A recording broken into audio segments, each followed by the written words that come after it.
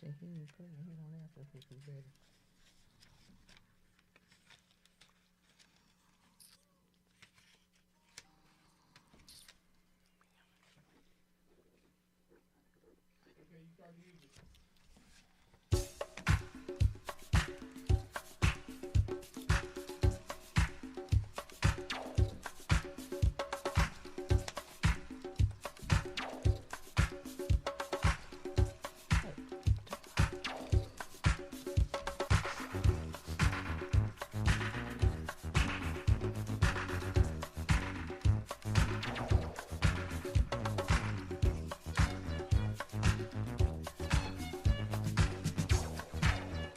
Where's my other picture? I don't know. Good afternoon, my villagers. Now that's a common greeting, but let me just clarify a little bit. While we Africans can pull good out of most things, we are going through some serious times. Yes, we are. See, on this podcast, we like to tell it like it is. Mm-hmm. Our Savior, will allow that for us because Jesus asked the question, my Lord, have you forsaken me? Yes. He learned, no, he had not been forsaken. And we know we have not been forsaken, but we still recognize the condition we're in today. Major disaster, devastation going on in our lives today.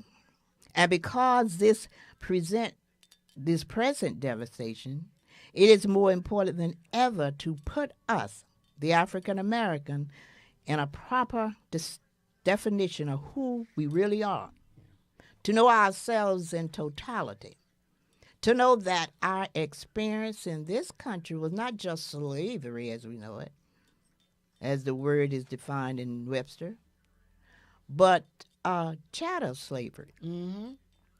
And at best, that is the worst of any slavery. Dehumanizing. Yeah, dehumanizing, totally owned by another person, which still does not fully encapsulate the totality of our experience under the unique and brutal system we went through. There is a word, however, called maafa, as defined by a sister named Dr. Marama Anna, a key Swahili word meaning great tragedy. Well which said. is more definitive of our situation. Yes, well said. Got to get to the root of what our experiences have been and still is in this country. But before I go further,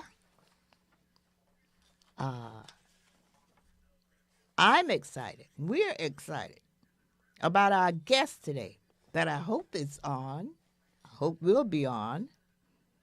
Well, we know this brother by now. He's one of the hardest working brothers ever. He's doing so much. Yes. He's on our podcast today, or hopefully he will be. Gets kind of busy.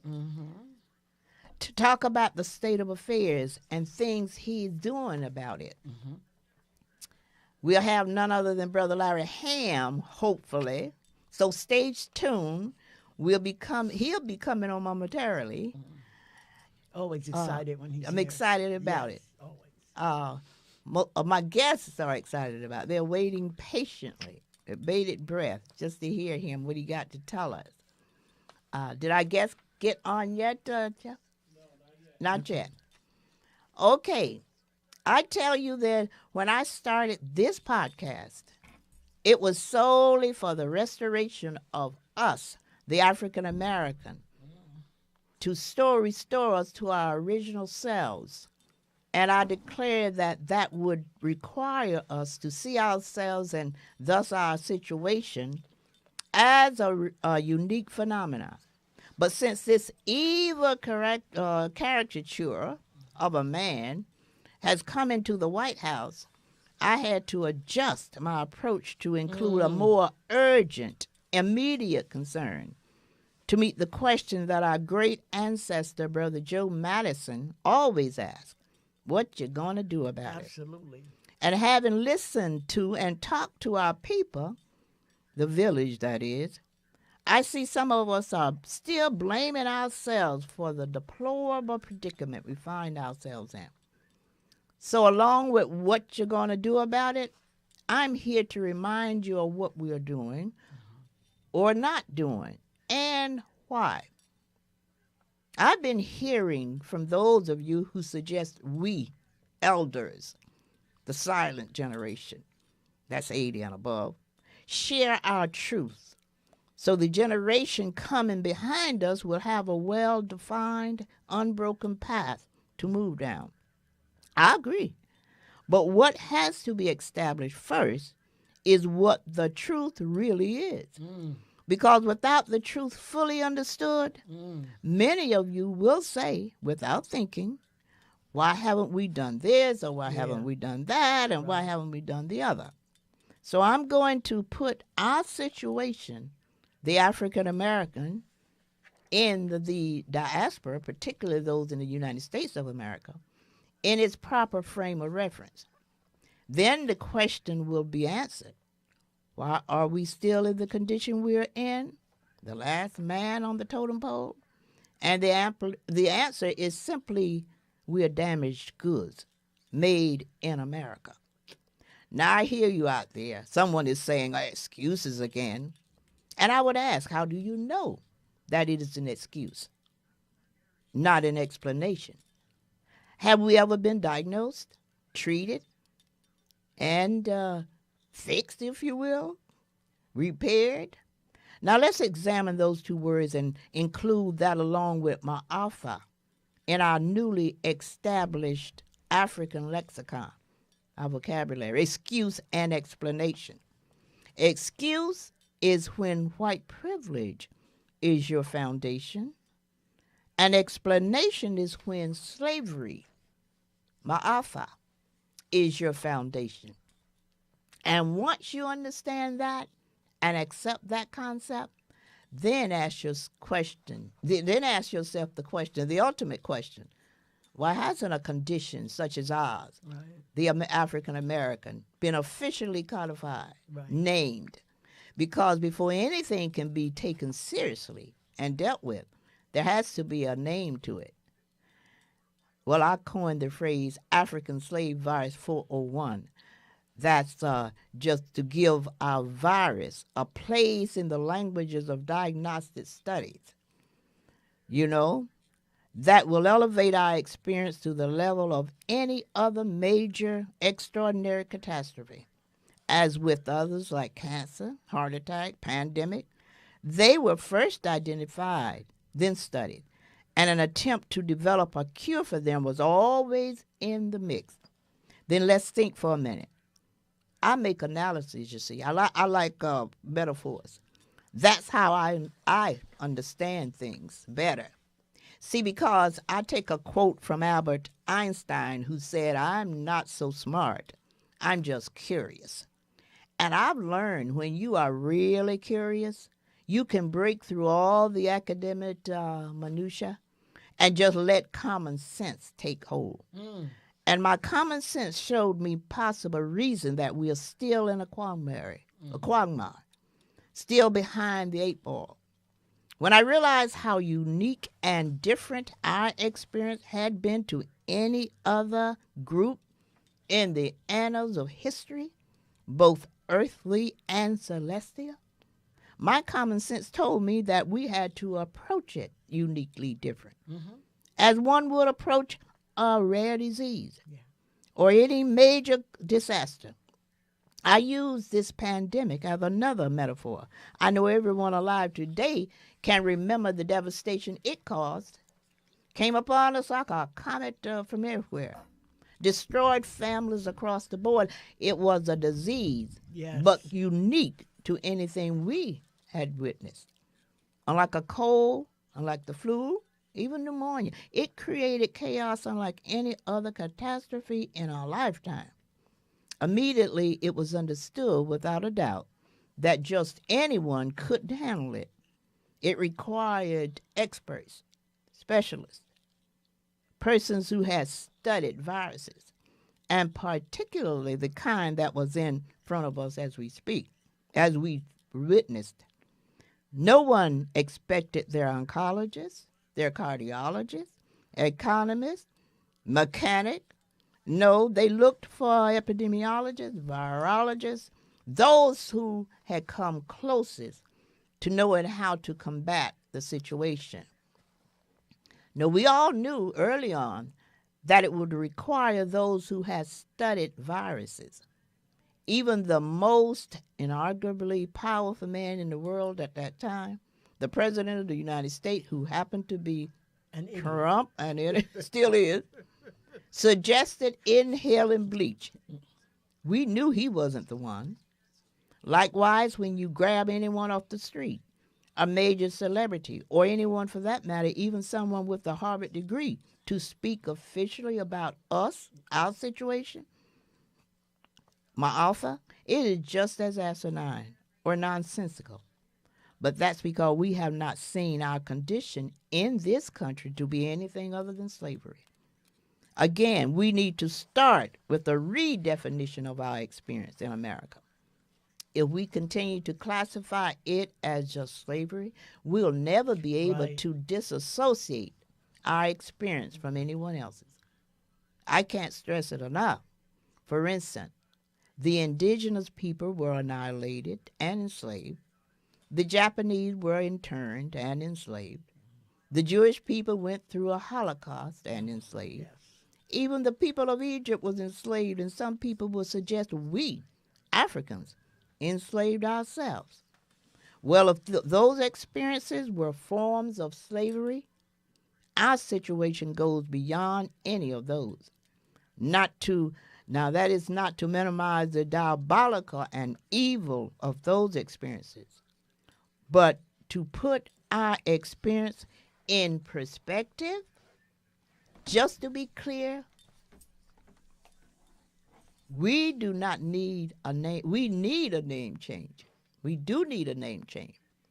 So I accept the name Ma'afa because to put our unique experience in context, let me just explain something to you. Number one, we were stolen, snatched from our indigenous home of Africa, packed in boats like sardines, sent across shark-infested waters to places unknown in a strange land, hoisted upon slave blocks to be sold to the highest bidder, separated from loved ones, husbands from wives, mothers and fathers from children.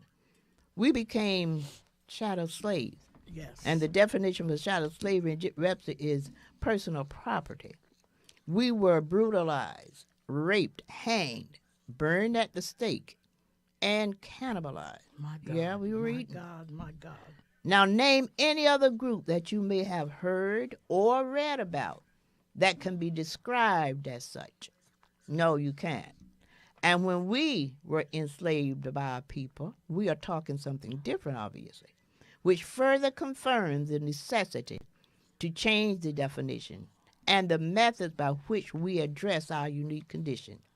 Until that happens, we're going to be considered a common virus, a cold, a flu, even maybe pneumonia, but nothing that's so rare and uniquely different from anyone else's experience. I just want now to thank my team. I want to thank Sheila Bird, my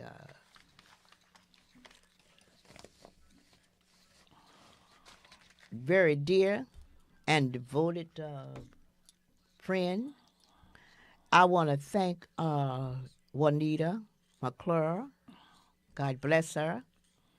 I want to thank my promo crew, the young ones.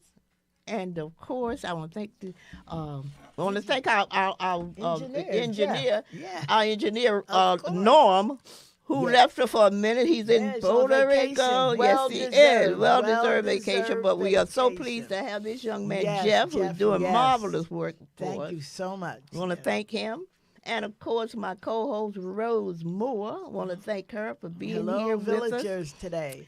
Yeah, we're going to talk about Rose, you're going to give us some information about the young ones that's coming on. Their time next is week. coming. Their time Yes. is coming out. Yeah, 2 weeks. 2 weeks. And 2 weeks. But before you get there, let me just welcome my villagers in. Mm-hmm. I'm welcoming Robert Cabbage, we on deck, Rashida Johnson, Reverend Clyde Dunn, and good to hear you, my brother. Good afternoon, kings and queens. Lloyd Shivers, I'm so glad you have Mr. Hamm on today. Hopefully he's coming on. I'm calling Sheila. Sheila called Irie to find out where he is.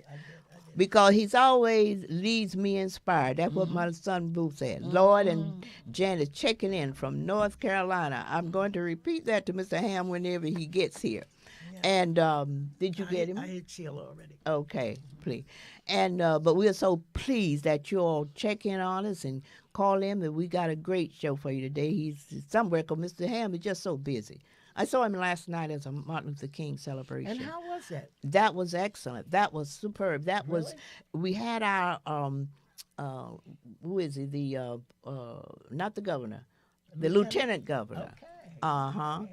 Can't think of the name. Cardwell. He's a reverend. Wow. Has a church in Plainfield. But he's our new lieutenant governor, and he was at Mount Teman AME Church where the event happened. Where the event happened. Yeah. And he spoke. And, of course, that's where I saw Larry Hamm. So Larry is busy. He's a constant, of course he moving is. all the time. Yes. And you have to be. Yeah. If you're doing doing he's the a work. movement within himself. Yes, he is. Yes. Doing the work. So we are so glad, Sheila Bird, welcome villagers, and Brother Hamm. Where's our guest, Sheila? But at the same time, we're going to have Rose come on and talk about the young ones and what she got planned for them. Yes, they're busy also. We are just living in the days of busyness. Oh, we yeah, really definitely. are. So much that I'm busy myself. I know you are. And we're just living in those days and times, and we have to adjust. But the children are doing well, and they are excited about being here. And again, I'm going to keep telling you that the first thing that we're going to do, we went to Africa already. Last year we went to Africa. So this year we're virtually, make it very year clear. We're going to go from, not virtually, but this year in our studies. But this year we're going to examine some of our great authors, historians, who will demonstrate by the children's presentation where we've been, our experiences, our achievements, and related to what's going on today. So I'm excited because we're doing. I'm excited also because book. that is extremely important for our young one to learn that stuff that they've been trying to take away from us. Yes. To know the true history of who we are, real people. That's right. So they can respect what they're about and respect themselves and know that they are somebody. And who they are and whose they are. Yes. And that's the important thing. Absolutely. Of course, I always forget to announce myself, but all you all know me. I'm Ruby Williams Shivers, your unapologetic amateur, looking for experts in Africanism. I'm excited today, too, because my book I've been talking to you all about, telling you about, my children book, first children book I did, called What's in a Name? Must You Tell Everything? It's out now, and we're going to have our first book signing January 24th at the Plainfield Performing Arts Center in Plainfield, New Jersey. I'll be putting more information out on Facebook and other social media platforms. Yeah. But definitely you'll put that on your calendar. Yeah. So whomever you know around and about, tell them to please come and check us out, because I will have the children there. In my book, and I'm not sure if Jeff has that on his sheet now to run. If not, don't worry about it. But if you have that, Jeff, we can run that piece with my book. I don't know. It may not have it. But in any case, we are going to be, it is at Amazon as we speak, so you all can call in for that. Let me just see where we are. See the book? I'm trying to see the book. It's on Amazon, and I advise, just for the sake of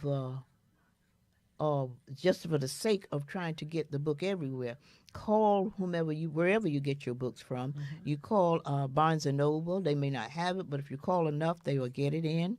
And it's an excellent book. It's a book that talks about the words that we sometimes use that are damaging to us. And you know me, particularly that one word, the N word. And it educates And you when too. it comes around to our children, they need to know the damage that words do to them. So that's what Right. this, They need to know what's in a name. what's in a name. Yeah. That's what it's all about. Yeah. What's in a name. Right. So we're looking forward to that and excited about that. What we are going to do now is I want to bring one of the clippings on. And I know Tony said There's so many good ones. Anyone Yeah. would be good. There's so many good just ones. roll it up again, Jeff. Let me see Yeah. what we got here. Roll it up again. Let Yeah. me see what we got here. Let me just see. Okay, Africa speak, Africa, Black learning. Let's go to the Black learning. That's number 15. Let's see what that is all about. Yes. Yeah. Are you ready to uncover the hidden strength behind Black education? This is the story of unity in the face of injustice. Let's step into a chapter you won't find in most textbooks. In the shadow of Reconstruction and Jim Crow, states refused to teach Black children. But hope didn't vanish. Black families pooled pennies, donated land, and raised schools from bare earth. Churches transformed into classrooms. Homes echoed with lessons. Parents paid teachers from their own pockets, forging light where others demanded darkness. From these sacrifices rose thousands of schools, most famously the Rosenwald schools. They didn't just teach, they built leaders, teachers, and dreamers. Every brick laid by these communities whispered a promise. Knowledge is power. Remember this, Black progress was not granted, but claimed. Unity, resilience, pride. That legacy still shapes us all today. Are you ready to uncover the hidden strength behind... Excellent. That is the kind of information that we bring here to this podcast. I said before, we are very serious and intentional in trying to bring you the information that are real, but it's going to really benefit Yes. both your mental stability and your psyche and whatever else. Because we have been damaged people. I say that without hesitation. Anytime you have been treated the way we were, and I listed the things that happened over the 200 plus years before, then you know something had to have happened to her. Right. And to deny it is, not being serious. Right. We have to Or admit, not being honest and forthright. And what happened is some of the time we don't even know the damage that was done. We don't know. That's why I use the word experts in Africanism. Not to deny any other expression or whatever they're doing. I had an expert come on my car today, was a mechanic, but it had nothing to do with Africanism. So I tell the story about I am an expert in Black living because I live Black every day. I know the ins and outs, the ups and downs, the racism, but I'm not an expert in Black living. I'm an expert in living Black, but I'm not an expert in Black living. Black living entails a whole lot of stuff. You have to know the ins and the outs, the whys, the what. I believe there's going to be 3 types of people that will get us together on that. Just like an oncologist get together and try to figure out what to do with the cancer, we got to get together as experts, and that is the faith-based person who knows the total history of Africa. And that is the historians who know thoroughly our history and everyone else's. And that is the psychologists. You cannot leave that person out because they got to be the one that figure out what happened to us over those 200 years of that kind of indoctrination, that kind of treatment. And I explained to you the treatment that we did get. And it was as bad as you could get, worse than any you ever read about before. So we then know that we need to be treated specially. We treated in a way that you would treat any major catastrophe. And that's what we went through, a catastrophe. And still going through, as a matter of fact. So if we had any doubt, I think this crazy man in the White House is bringing it back to us, clear.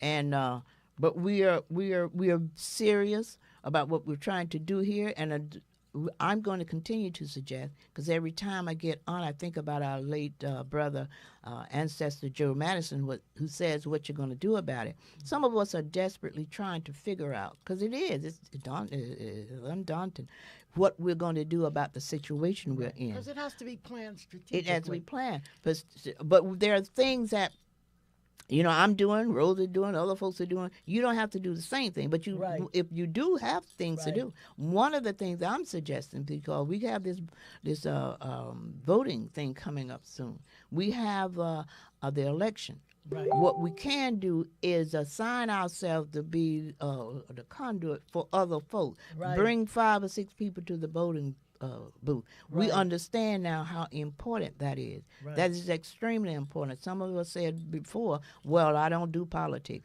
We see how politics are doing us now. So there's no doubt in our, shouldn't be anyway, it's not in my mind, that we need to get on board.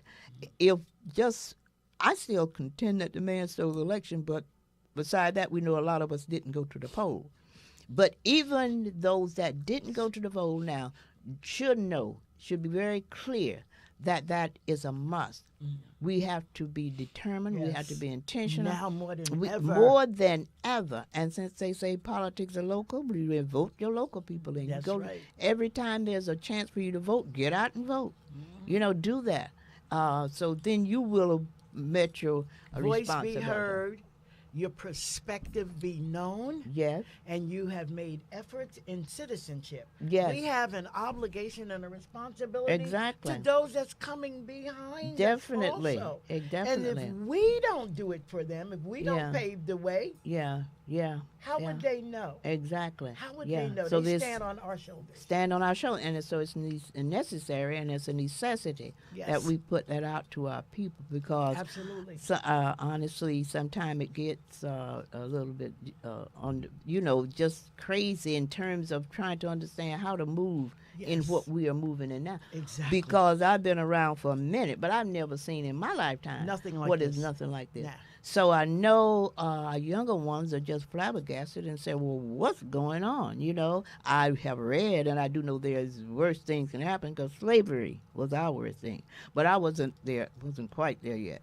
Wasn't there at that time. So anyway, we got to know and understand that if these people who are in the White House can reverse this situation back to at least Reagan days, right, or beyond, they'll do it in a heartbeat. That's what they are really trying to do. He's making no bones about it. Right. He's being very explicit, right, very clear, intentional, and we have to be just as tenacious, and intentional in what we do, because I'm telling you, I ain't having it. Yeah, no, I don't think a lot of us are having it. No, I think that's the hidden secret. As they say, the jig is up. You know what I'm saying? No. I think we are just determined, as I was watching the news earlier, where the chaos that's going on in Iran. Oh, yeah. The demonstration. I don't know the ins and outs about it, because I don't follow that much. Yeah. But I do know people are demonstrating. But there are folks who've gotten killed. Yeah. So at some point, sometime you wonder, your life is not worth living just to be living. If you got to fight for what you got to fight for, you got to fight for it. That's right. And it's the strangest thing. This man threatening to go over to Iran to help those demonstrators out when he has demonstrations all over the country on him. It is total madness. Who's going to come over and take him off? That's crazy. I think that's part of our problem with how do you deal with a crazy person? Yeah, that you how can't. Do you, and especially when he has idiots and numbskulls that are acquiescing to whatever he says. Exactly. That's what the has he thing. Promised him? I can't even racism. Think of, No. There's just a clear is that. If you didn't know before, he promised them white supremacy. They already had that, but they trying to maintain that, because they have read that few setting of the He sun, lied they to are them. going to be in the minority. Now, Right. I understand They that. already know that. And so, with being a minority, they just suspect that we might do to them what they did to us. That's where or the what- problem that's where is. the problem is. This is what they fear. In addition, they still want power. Right. Some Right. of them know we wouldn't. And, they know and we don't privilege have with privilege. that power. Mm-hmm. You know, I'm working right now in psychology on reciprocity. Mm-hmm. And I'm like, what could he have promised them Mm-hmm. to get them to dismiss morality? They had none. You know, So well, I won't put that on him, because if you what look about at their our families, history, their wives. the wives have less. I use the statement, what I initially put out there, white women, what's wrong with your men? Right. That was a tongue-in-cheek type, because Yes. they are just as bad as they are. I heard just they might that- be worse. Right? So it's just that I'm trying to give them some leverage there to say maybe you can help rein them in. But they are just as bad as they are. So it's the whole thing of understanding our history. See, some of us forget slavery. Slavery is who they are. That's the mentality of a people that have enslaved people for 200 years. It didn't go away. And that doesn't mean all of them, because I continue to say, since someone want to pull my coattail and say, oh, well, all of them. No, I'm not meaning all of them, because we did have the John Browns even then, who went to the gallows to fight Yes, for our rights. yes, So we yes. do have some of them still around. Right. But I'm right. talking about the ones who are not. I'm not trying to get in between the snakes to figure out which one will bite me. Yeah. I'm just talking about We have snakes to in assume general. they all have the capacity. to Capacity fight. for that. Especially when they come together. Yeah. When Yeah. they unify together, and Yeah. and they all have the capacity. So I'm at the point where I don't trust any of them. Yeah, it's hard to trust. To It know. really And hard right, to I trust. don't trust And anymore. I guess the best thing we can do is just watch and pray. Yes. Watch and pray. Just don't talk. Well, I do know one thing. Their time is coming to an end. Yeah. Well, it's definitely, But we all need good to end things. it sooner than later, because they're trying to take us back. Oh, they're And it ain't they're gonna working hard happen. on that Yes. one. They're working real hard on that one. Now, again, I'm going to bring the attention to my new book that's out. What's in a name? Must you tell everything? The book is at Amazon as we speak, so check it out. Call into Barnes & Noble, wherever you get your books. And just be watchful, because I will be moving this one. I will be promoting it, because it's more than just a book to me this time. It's very important. It's a message. Right. It's what we're trying to explain to our young people particularly, and our people in general, that some of the words that we are saying about each other, Right. just not cool. Right. And And it's nothing, not terms of endearment. and nothing endearing It is a scam about it. to get us Yeah, nothing to curse endearing one about it. another in the Exactly. name of coolness. Yeah. It no longer flies. No, really no. it doesn't. And you heard the expression, "Sticks and stones may break my bones, but words will never hurt me." And it No, can. words, Do sticks help and you. stone may break your bone, but words will send you to Right. the gallows. Right. And if you know your history, you understand how words have sent our people. The last word Yes. they heard while being hanged was that N word. That's the right. last word that they heard when being raped was that N word. Yeah. So words will do a lot more against you sometime than sticks and stones. Sticks and stones may hurt you. You might be able to, get Mm-hmm. a few little alcohol here or something, whatever there, and but sticks and stones will definitely, words will definitely hurt you. So let's forget that. Okay. Again, we are going to we're awaiting as same as all of us. It's probably waiting, in I guess, traffic. probably no in doubt. traffic. But to the extent that we are going to bring you up to date with the initial intent of this podcast. You all know when I first came on, some 2.5 years ago now. Wow. Time really Doesn't flies. time Yeah, when fly? you're having fun. Wow. When I came on initially, it was solely for restoration, to restore us to our greatness. And I know and thought by doing that we would have to understand what we went through that was different from just what people have been telling us. Slavery. Right, We hear the right. word slavery, slavery. And then some of us have gotten to the point to say, well, we enslaved ourselves. That's what got me to thinking, well, if we enslave ourselves, and reading and knowing what we went through, if you know your history, you know the series of just diabolical things we went through, you would know then that it was a little different from just the average slave came about in a lot of different ways, you know, through wars and things. One could capture the other one and become slaves until they was freed or whatever. But this was something different. Someone went into our homeland and stole us. I call it human trafficking. Yes, that's Stole what it us was. That's what from it our was. homeland.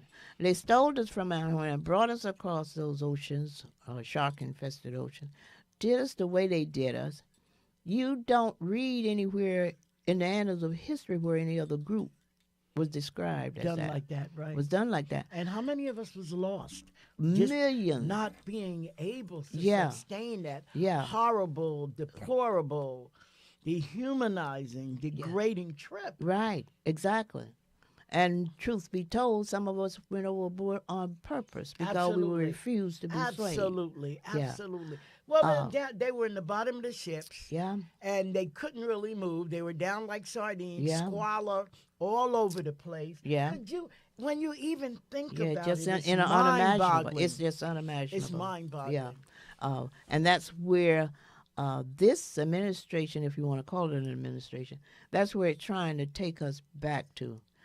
But we will not go back there. I know that for a fact. But to the extent that we're going to be going through some serious stuff, trying to prevent that from happening. Yes. Resistance. Resistance, Yes, and that's what definitely. it's all about with Brother Larry Hamm. If he doesn't Gets get a through that chance to traffic. maybe get through that traffic, he is, I do know that he has a few things planned, particularly around Dr. Martin Luther King holiday, to try to re-energize our effort for resistance. Great. He had great. something coming up, and I'll let him talk about it. I think it's next week. I'm not sure, but it's and I'm gonna call it a demonstration. It's a resistance movement Okay. to show our people, to help our people get through the serious issues that we're going through today.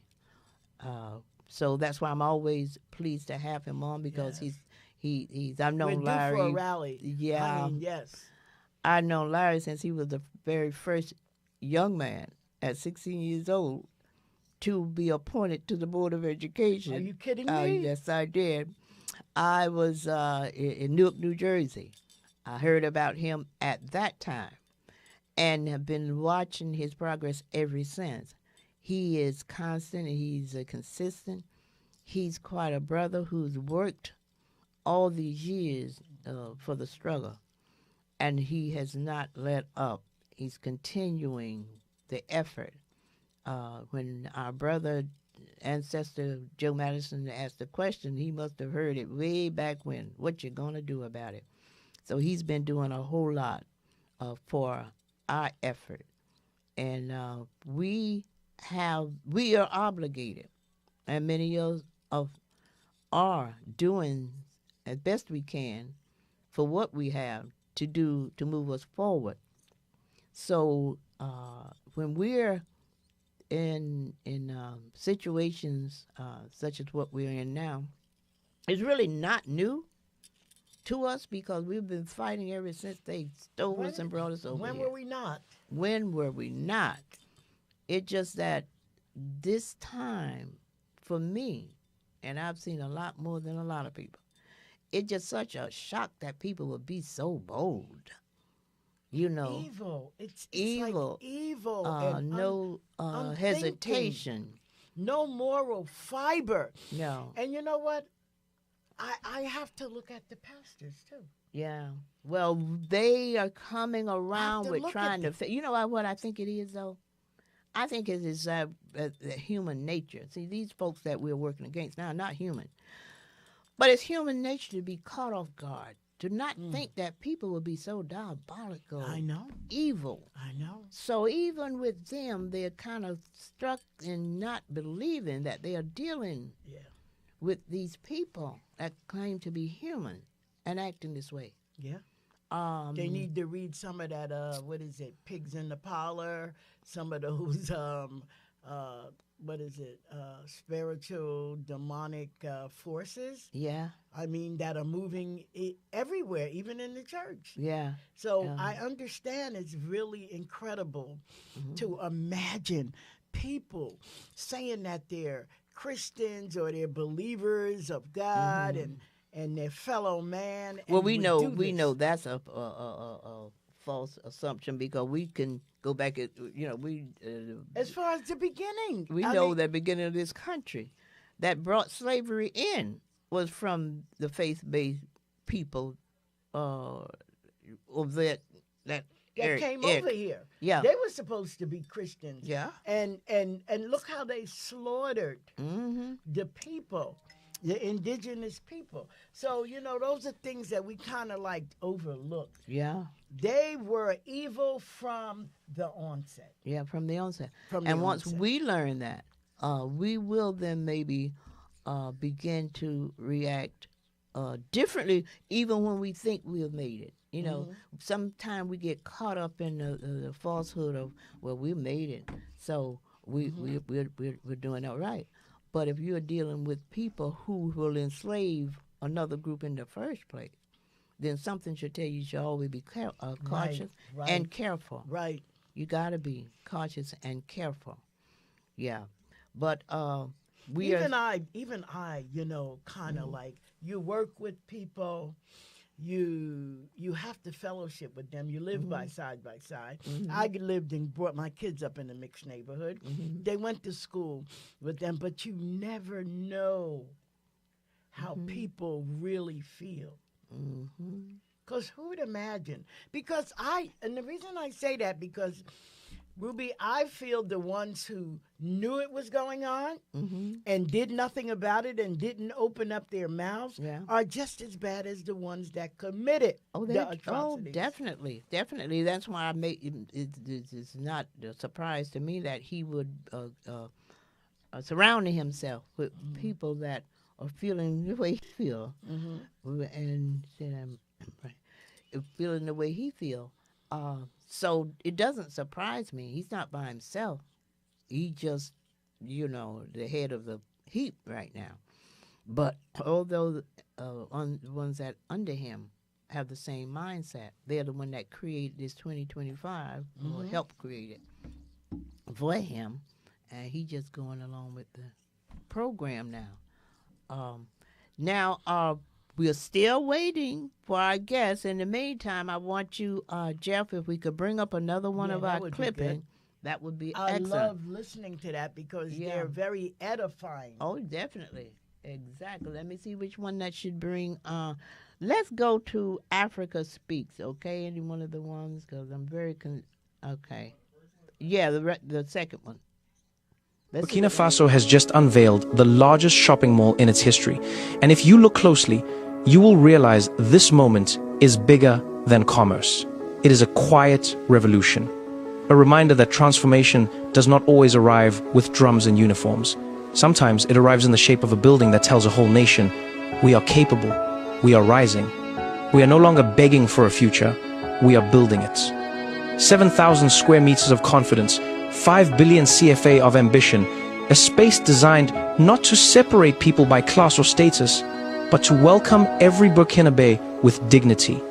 The moment you walk through the doors, you feel something different. You see local products standing proudly on the shelves.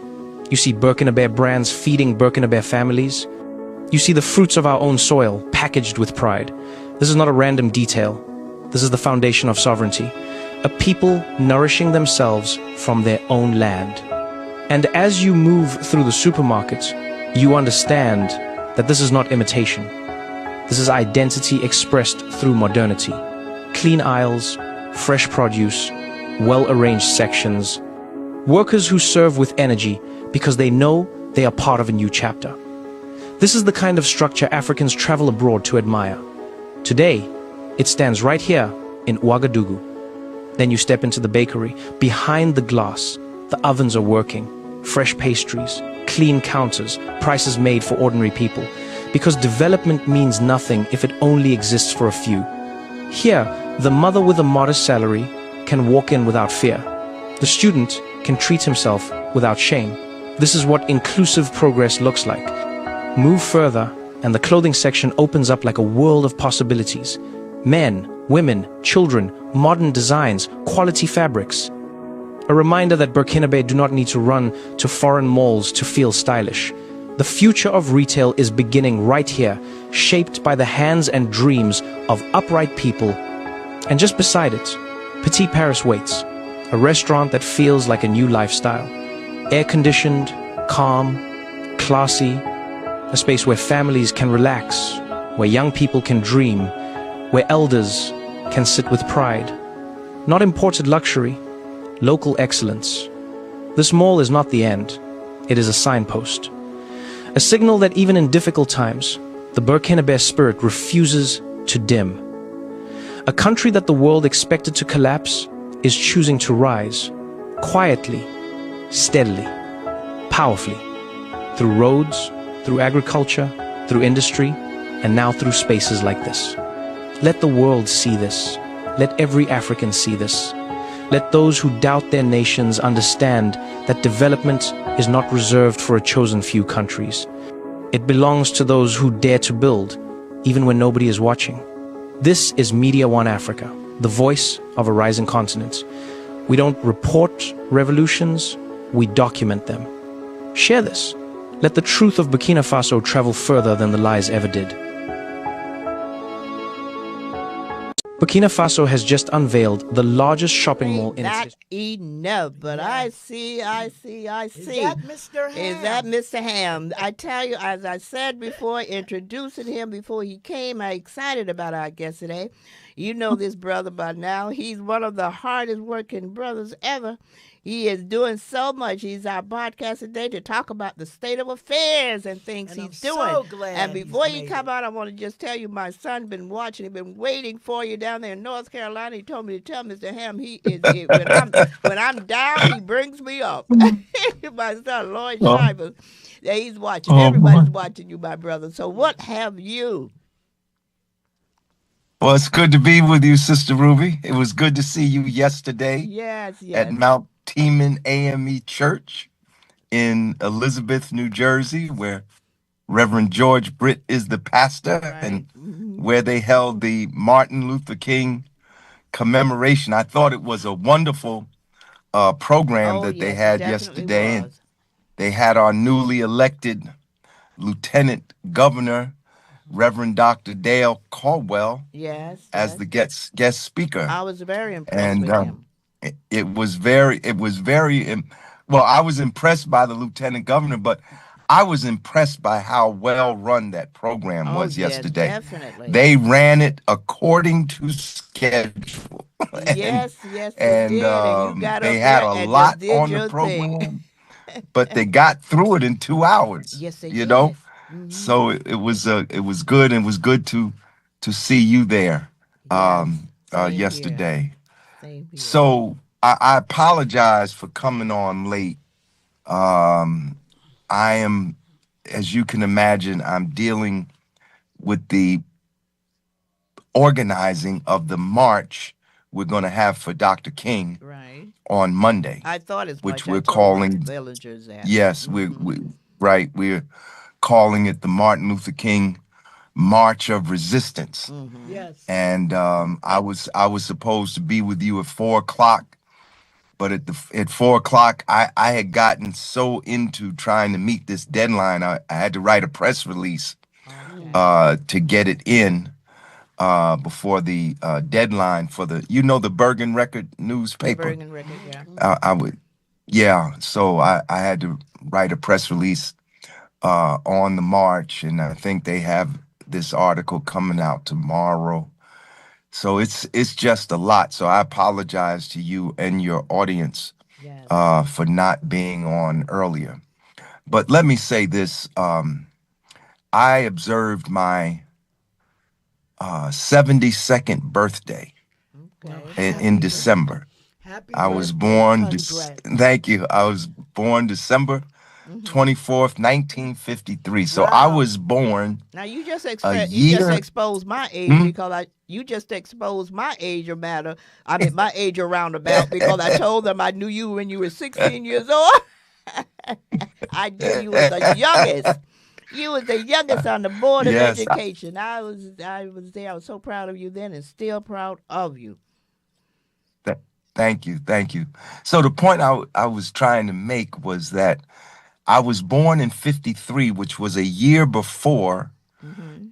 Brown versus Topeka, Kansas Board of Education, Mhm. the Brown decision that declared segregated schools as being unconstitutional. Hmm. And that was 2 years before the beginning of the Montgomery bus boycott in 1955, and 3 years before the Supreme Court decision that declared racial segregation on trains and buses as unconstitutional. I was born into the racial apartheid system of Jim Crow America. Hmm. Mhm. You know, we always talk about apartheid with regard to South Africa, but Right. America is the OG of Yes. apartheid. Yes. Say so. America is where Say the other so. countries learned apartheid from, Absolutely. even Nazi Germany. Yeah. That's right. You know, That's a lot right. of people don't know That's that right. Hitler sent people to the U.S. That's to right. study racial segregation, Absolutely. and they modeled their system after America. That's Yes. You right. know, including the reservations for the Indians. So we had a tremendous struggle to overthrow the racist apartheid system in this country. You know, people look back on the civil rights movement and they see people singing and praying and so forth.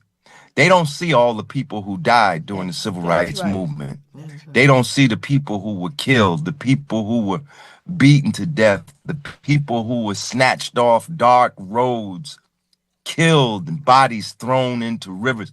When they went to find Emmett Till's body, they Mhm. found other Other bodies. bodies. When Yes. they Yes, they went to did. find the bodies of Goodman, Schwerner, and Cheney, the three civil rights workers, they found other bodies. Mhm. Scores of people were killed during the civil rights movement, including the Reverend Dr. Martin Luther King. Yes. Scores of people were hurt and beaten. Scores of people went to jail. Some are Probably still in thousands jail. of people lost their lives. Some are still in This jail. is what it, that's right. This is what it took just to get the Civil Rights Act passed and the Voting Rights Act passed. Now, as a result of those things, I was able to go to college. Mhm. I probably would not have been able to go to college if it had not been for the civil rights movement. Exactly. Because the civil rights movement also did what?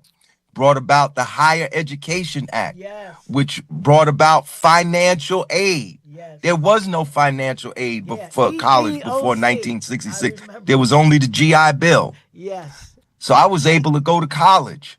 And because of anti-discrimination laws, I was able to work at a management level job, well, in management level jobs throughout the course of my life. Mm. Was able to buy a home in a community where that had kept black people out, Wow. you know, because of the collusion of the real estate, the realtors with the property homeowners Yes. associations and the Yes. municipalities. Yes. That's how they kept neighborhoods Yes. segregated. Yeah. The redlining, So the Jimmy Ender. redlining, yes. Mhm. So I was a direct beneficiary of the civil rights movement. And now the thing that hurts me is I saw the pendulum swing in the positive direction and now the pendulum is Yes. swinging Well, Yes. there's in the always a negative backlash direction. when we make any Yes. kind of progress. You know that, Yes. Brother Yes. Hamm. Always, Always a backlash. always. In fact, in Dr. King's book, Where Do We Go From Here? Chaos or Community, one of the chapters is called White Backlash. Yes. I Yep. think Yep. that's the Yep. name of the Yes. chapter, Yes. Yeah. Yes. called Yes. White Backlash. Yes. And so we're seeing now that the pendulum has been swinging back and forth really for about the last 6 years. Dr. King wrote his book, Where Do We Go, Chaos or Where Do We Go From Here, Chaos or Community? That book was published in 67, so he probably wrote it in 66. He says in that book that the country had already turned its back on the struggle for desegregation Yes. and the war against poverty. He was still alive. So if Yeah. I had to put a benchmark on it, I would say 1968 with the election of Nixon. That's when they begin in earnest to try to undo, and that has been going on Yes. for the last 58 years. Yes. And what Trump has done, he simply stepped on the accelerator. Yes, that's all. He hasn't really done anything that much different, but what he's doing it with an intensity Yes. that heretofore, Yes. we haven't experienced. And with You the know, clarity, I he's mean, not. He's it's something to really witness. Go ahead. I'm sorry. no, I'm no. just I'm not going on. interrupt you. No, no. Go on. I'm listening. No, I was saying with a clarity, Right. not just So an intensity. It's very that's right. clear. He's not So hiding anything. so so we see now the one thing we saw that we didn't see before is a president attempt to overthrow the government to which he was elected. Right. Yes. That Yes. is a new thing. Yes. that Yes. Yes. that Yes. is a new thing. Yes, it That is. didn't Brother happen Larry, I'm going to before. interrupt you again because Not at the national level. At the state level, maybe. At the local level, yes. We know about how they overthrew the government in Wilmington, North Carolina, and in other towns after during the post Reconstruction period. We know about that. But no president openly tried to overthrow the government, and they want us to forget all about it. Right. Yeah. Right. You, Internal takeover. yeah, and I dare they say want. you didn't. I will say it. He didn't win this. That's He right. stole this. That's right. And I'm not a conspiracy theorist. I just know common sense. If you got three of the That's most right. people that could help you in the throw, and he was on his way to jail, he overthrew this. Absolutely. And soul is sold to the devil. I'm telling you. That's right. And so we find ourselves in a situation now where we see the rise of a fascist movement in this country. Absolutely. And it really is a fascist movement. Not only is it fascist, I mean, they they take stuff word for word Yeah. from Adolf Hitler. They take the phrases that they've been using, like this whole thing, America first and make Yes. America great. Those are the Yes. same things that That Hitler he said. said, yes. Those are the same things that the fascists in the 1930s said. Yeah. You know, um, but how do we know it's fascism? We know it's fascism when the leader of the country tries to make himself a dictator. Yeah. Yes. And that's what Trump is doing. Yes. And he's doing it in earnest. This is not hyperbole. Right. This is not metaphor. Right. This is when the Supreme Court makes a ruling or a federal court, district court makes a ruling and he totally ignores it. Yeah. Yeah, Totally exactly. Exactly. That's fascism.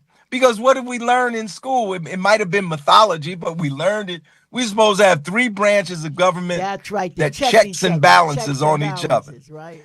Trump is not accepting. Did you see the front page of the New York Times on Friday, No.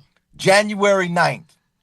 A group of New York Times lawyers interviewed Trump, and they asked him what he thought was the biggest obstacle to his efforts, and he says the biggest thing, the only thing that can stop me is my own mind. his own. Wow. His not his mind. He said his own. What was he called? Use that. I'm gonna say, do you have it? Um, morality. Oh. His own Oh, morality. Right. please. But he didn't just say morality. Mm-hmm. You got to read the whole quote. Mm-hmm. In fact, if you can go online and look at the front page of the time, that was the front page article. Yeah. But the point is that he does not see anything else being able to contain him. Right. I used to watch Trump, right? And in certain situations when they would say the Pledge of Allegiance, like something would be going on and everybody would stand up and put their hand over their heart. And I would look at Trump and Trump's hand wouldn't be over his heart. He has And no somebody heart. said, Maybe well, that's because he why has no why heart. doesn't Trump put his hand over his heart? Because in his mind, people are pledging allegiance to him. Yes, Him. that To is his him. To mentality. him. You know, So he my reminds brother- me of Him. Nebuchadnezzar. Yeah. So my brother, what do you suggest? What are we gonna do about it? Yeah. The question. Well, the people are doing things about it. Number one, and I know this might sound cliche, but it is what it is. I'm gonna say it anyway. We got to break the back of these MAGA Republicans in the midterm elections. We have to get a majority of Democrats in the House of Representatives, and if possible, I don't know if it's possible, but if possible, in the Senate. Because then there at least be some check. It may not be as strong as we wanted to. Right.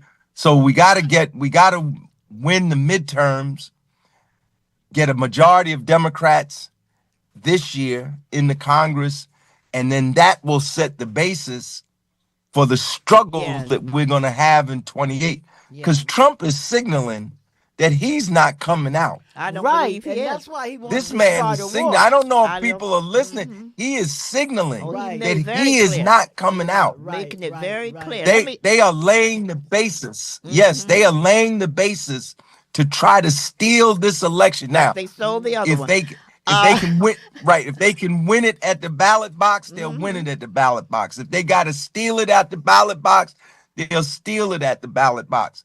If they have to hold on by force, they'll do they'll that hold too. on by force. Yeah. Let me just Because what he wants to do, sending all these troops to these cities, he's trying to precipitate a crisis Yes, he is. so that he can declare martial law. Right. And if he declares martial law, Right. he can cancel the election. Yes. That's right. Now he knows that, and he will. He's going to do that Yeah. if truth be told. Let me just call up my villagers. Hi, this is Tyrese Franklin. Say hi, Auntie. Good to see you, Reverend Dunning. They are inherently evil. I believe it is in their DNA. That's what he said. Yes. Reverend Dunning says again, they are cowards in person, but they are just as evil and hateful and lying as they want to be. They are evil, even justifying the death of Renee Nicole Good. This is what they have done to us forever. Yes. Right. Dana Robinson said, this is so true. Speak, brother.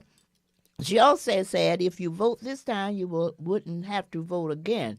That's what he said. He knows that. That's what he said. Roll it up a Yes. little, roll That's it up what a he little said. bit, Jeff. I want to see some of the other ones.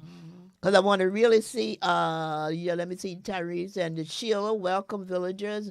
And my son said, Lord Shivers, he said, I'm so glad you have Mr. Hamm on today because he always leaves me inspired. Lord and Janice checking in from North Carolina. They've been waiting for you. I know you are always there to give us information, good information.